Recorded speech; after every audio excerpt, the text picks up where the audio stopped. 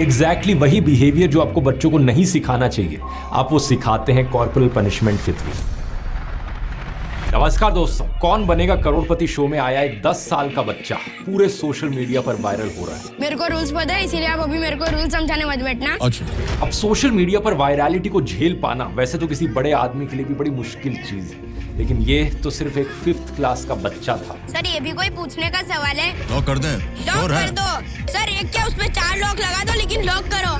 जिस तरीके से इसने होस्ट अमिताभ बच्चन से बात करी, लोग इसे ट्रोल करने लग गए, डिसरिस्पेक्टफुल और एरोगेंट कहने लगे। कुछ लोगों ने तो सीधा इसके पेरेंट्स को ब्लेम किया। अगर आप अपने बच्चों को ह्यूमिलिटी, पेशेंस और मैनर्स नहीं सिखा सकते तो वो ऐसे रूड, ओवर कॉन्फिडेंट बन जाते हैं। इसको लेकर एक नई डिबेट छिड़ गई। क्या इंडिया में नई जनरेशन के बच्चों में बिहेवियरल प्रॉब्लम्स बढ़ती जा रही हैं? क्या आज की नई जनरेशन वाकई पहले से ज्यादा रूड बन चुकी है?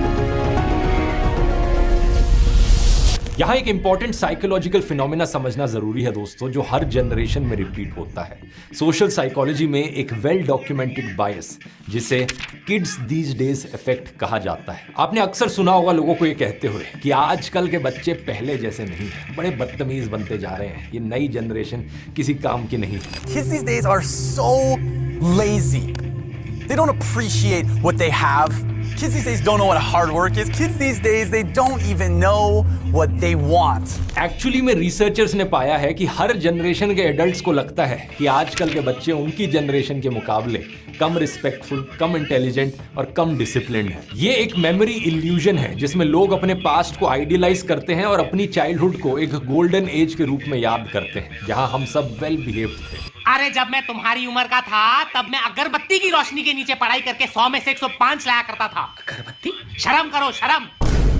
लेकिन सच्चाई ये है कि उनके पेरेंट्स भी उनके बारे में यही कंप्लेंट्स किया करते थे और उनके पेरेंट्स के पेरेंट्स भी यही किया करते थे। अगर आप पास्ट में 100, 200, 300, 400, 1000 साल पहले भी चले जाओगे तो हजारों साल पुरानी किताबों में भी यही लिखा गया है कि उस वक्त के पेरेंट्स को लगता था कि जो नई जनरेशन के बच्चे हैं वो बिगड़ रहे हैं। मजाक नहीं कर रहा। एंशिएंट ग्रीस में 700 BC में एक राइटर ने लिखा था कि नई जनरेशन के बच्चों में एजिंग पेरेंट्स में रिस्पेक्ट खत्म हो रही है। ऐसे ही एरिस्टोटल ने भी अपनी राइटिंग्स में सिमिलर चीजें लिखी थी और साल 1750 के अराउंड इंग्लैंड में एक राइटर सैमुअल जॉनसन ने तो इस पैटर्न को भी आइडेंटिफाई कर लिया था। उन्होंने लिखा था, every old man complains of the insolence of the rising generation. तो ये किड्स दीज डेज वाला इफेक्ट बड़ी ही वेल डॉक्यूमेंटेड चीज है आजकल सोशल साइंस में, लेकिन इसे एक्नॉलेज करने के बावजूद ये भी कहना सही नहीं होगा कि सब कुछ परफेक्ट चल रहा है आजकल की जनरेशन में और कोई प्रॉब्लम ही नहीं है। ये बात भी सच्चाई है कि